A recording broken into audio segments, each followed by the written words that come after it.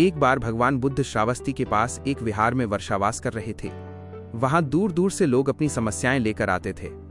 उन्हीं दिनों आनंदक नाम का एक युवा व्यापारी बुद्ध के पास पहुंचा। उसकी आंखों के नीचे काले घेरे थे और चेहरा थकान से भरा था। बुद्ध के चरणों में गिरकर उसने कहा, भंते, मेरा मन अत्यंत अशांत है। मैं इच्छाओं के जाल में फंसा हूँ। धन, सम्मान और भोग, मैं जितना इन्हें दबाता हूँ ये उतनी ही बढ़ती हैं। क्या मुझे कभी शांति मिलेगी? बुद्ध ने मुस्कुराकर पूछा, आनंदक, तुम सचमुच आनंद चाहते हो या सिर्फ इच्छाओं की पूर्ति? जब आनंदक निरुत्तर हो गया तो बुद्ध ने उसे गहराई से समझाने के लिए कुछ कथाएं सुनाईं। 1. जलते हुए दीपक की कथा। बुद्ध ने बताया कि धीमान नाम का एक कुशल कुम्हार था जिसे तुरंत बड़ी सफलता चाहिए थी। वो सबसे श्रेष्ठ घड़ा बनाना चाहता था, पर अधीरता के कारण वो हर आधे बने घड़े को तोड़ देता। तभी एक साधु ने उसे जलते हुए दीपक को दिखाकर कहा, यदि ये दीपक अभी सूर्य बनना चाहे तो बुझ जाएगा, पर यदि ये शांत रहकर जलता रहे तो पूरी रात प्रकाश देगा। धीमान समझ गया कि समस्या उसकी कला में नहीं बल्कि उसकी अतुलनीय अधीरता में थी। इच्छा तब तक जलाती है जब तक उसमें तुलना और जल्दबाजी की हवा चलती रहती है। 2. बांस के वन का रहस्य। बुद्ध ने आगे बताया कि वही साधु धीमान को बांस के जंगल ले गए। वहां उन्होंने एक विशाल बांस को काट दिया और कहा कि प्रकृति जल्दी ऊपर उठने वालों की परीक्षा भी जल्दी लेती है।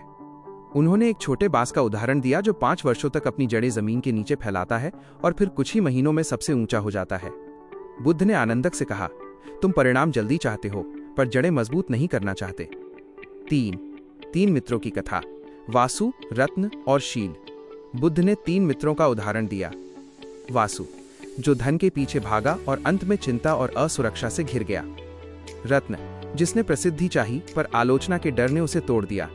शील, जो गुरु के पास गया। गुरु ने उसे सालों तक सिर्फ सेवा और मौन सिखाया। जब उसकी चाह कम हुई तब उसे सच्चा ज्ञान मिला। आनंदक ने स्वीकार किया कि उसके भीतर शील की कमी है। 4. मन का बंदर और इच्छा का रूपांतरण। बुद्ध ने समझाया कि मन एक बंदर की तरह है।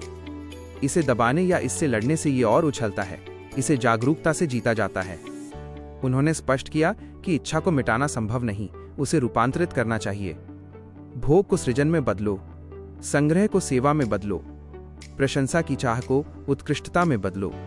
जैसे नदी पर बांध बनाकर उसकी दिशा बदली जाती है, वैसे ही अपनी ऊर्जा की दिशा बदलो।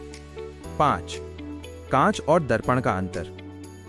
बुद्ध ने एक पात्र उठाकर समझाया कि कांच पारदर्शी होता है जिससे दुनिया दिखती है, पर जब उस पर मैं अहंकार की परत चढ़ जाती है तो वो दर्पण बन जाता है जिसमें सिर्फ अपना स्वार्थ दिखता है। जब ये परत हटती है तब करुणा और संतुलन का जन्म होता है। बुद्ध द्वारा बताए गए 5 अभ्यास।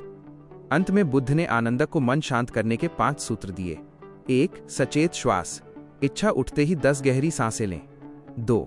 विलंब नियम, कोई भी निर्णय तुरंत नहीं, 24 घंटे बाद लें। 3.